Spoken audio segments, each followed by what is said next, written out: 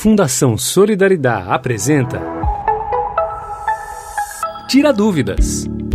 Sejam muito bem-vindos, citricultores e citricultoras. Está começando agora mais um episódio do Tira Dúvidas, podcast do projeto Fruto Resiliente, desenvolvido pela Fundação Solidariedade. Eu sou o Tito Fred, analista de campo desta fundação. O episódio de hoje aborda um tema muito relevante para a citricultura, a escolha do porta-enxerto, com foco nas novas variedades ananicantes e semi-ananicantes.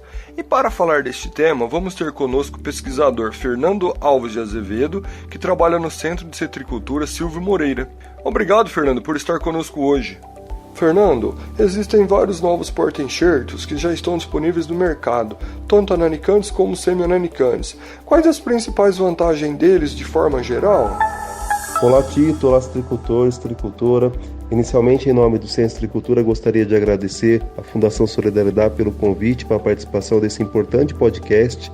Com relação aos novos porta-enxertos, a gente pode nomear principalmente os citrandarins, que são porta-enxertos mais modernos que nós temos hoje na citricultura. E o que são citrandarins? São híbridos entre microtangerinas e poncirus trifoliatum. Nós abordaremos principalmente os ananicantes e semi-ananicantes.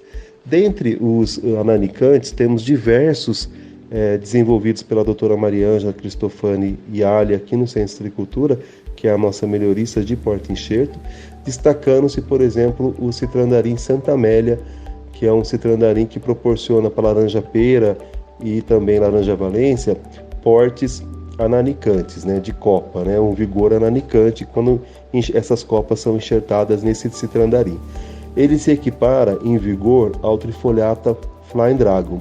Falando um pouco das vantagens comparado com o Flying Dragon, esse citrandarim é um pouco mais tolerante à seca, o Flying Dragon é bastante suscetível à seca e compatível, o Santa Amélia é compatível com a laranja-pera, coisa que o Flying Dragon não tem essa compatibilidade com a laranja-pera. Falando dos semi-ananicantes, também os obtidos pela doutora Mariângela, destaca-se aqui o citrandarim Itajobi, que é um material testado para Tahiti e também laranja-pera e Valência. São copas, proporcionam copas semi-ananicantes e uma boa tolerância seca. Nesse caso, mais tolerante do que os ananicantes, do que o Flying Dragon e também o Santa Amélia. E além deste, a gente tem o citrandarim 1711, que já está sendo testado em algumas fazendas. Esse não é um híbrido de tangerina Sung com Trifoliata rubidu, mas sim uma tangerina chamada Xancha com Trifoliata English Large. Ele já foi testado pela laranja Valência, proporciona portes semi-ananicantes à copa, e as vantagens tanto dos ananicantes quanto os semi-ananicantes, principalmente esses novos que têm tolerância seca, é a eficiência de uso da água, eficiência de uso de fertilizante, eficiência de pulverização, porque as plantas são menores, é mais fácil de se atingir o alvo e, consequentemente, uma eficiência produtiva bastante alta por área, uma produtividade por área bastante alta. E outro ponto bastante importante que o produtor tem procurado é a facilidade de colheita.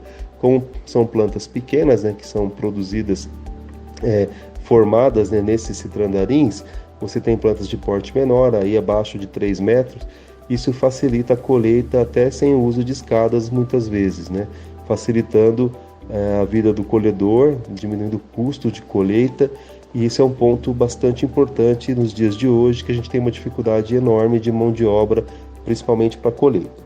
E para o produtor escolher o melhor porta-enxerto para o seu pomar, quais características devem levar em consideração? Existe incompatibilidade com alguma variedade de copa? Tito, com relação à escolha do melhor porta-enxerto para o pomar, do produtor, ele tem que levar em consideração diversas características, qual é o objetivo dele? Ele quer fruta para mercado ou fruta para indústria? Ele vai trabalhar com irrigação ou sem irrigação? Ele vai adensar ou não? Ele tem facilidade de colheita na propriedade? Então, todos esses pontos são importantes para definir. Como a gente falou anteriormente, nós temos porta-enxertos mais tolerantes à seca, menos tolerantes à seca. Geralmente os menos tolerantes são os mais ananicantes, que há uma relação direta entre o volume de copa com o volume de raiz. Se tem uma copa pequena, a anã que a gente fala, também há um sistema radicular bastante reduzido e, consequentemente, são porta-enxertos mais suscetíveis à seca. Então, se ele não tem irrigação, a gente recomenda partir para porta-enxertos semi-ananicantes ou até os semi-vigorosos. Então, todos esses pontos têm que ser levados em consideração. Se ele vai trabalhar com uma laranja-pera, por exemplo, que é para mercado, ele tem que levar em consideração a compatibilidade. A gente sabe, por exemplo, que o porta-enxerto ananicante muito conhecido, que é o Trifoliata Flying Dragon, tem compatibilidade com a laranja-pera. Teria que trabalhar com o interenxerto, né, com o sanduíche, para poder resolver esse problema.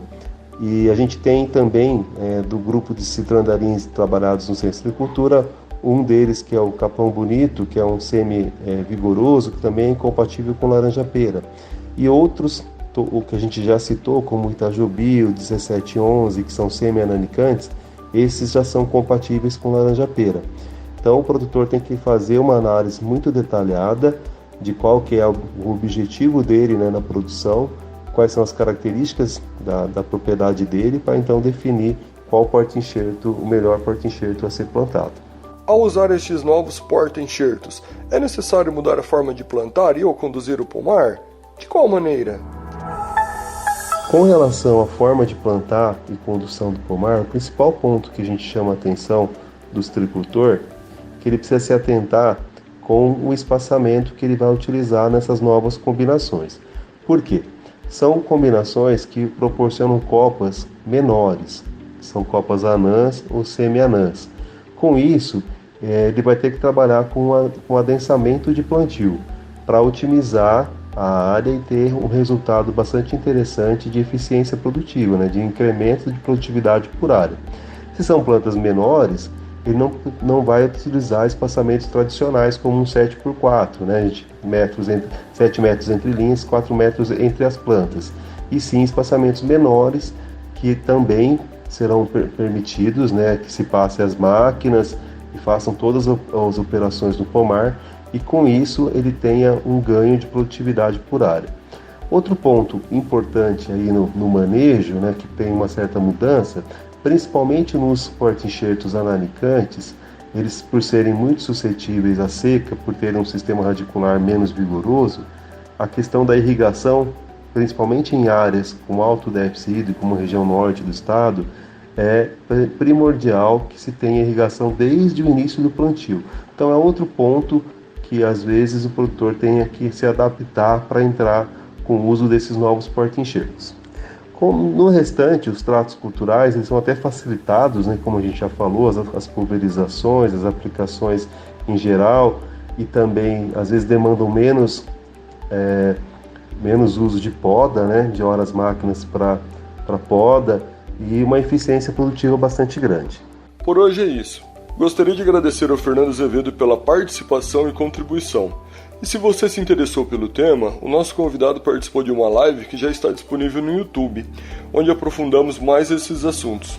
Se você é um pequeno produtor ou produtora de laranja na região do Cinturão Citrícola e quer participar, saber mais ou acessar os materiais do projeto gratuitamente, incluindo todos os outros episódios do Tira Dúvidas, acesse citrusconecta.org/Fruto Resiliente.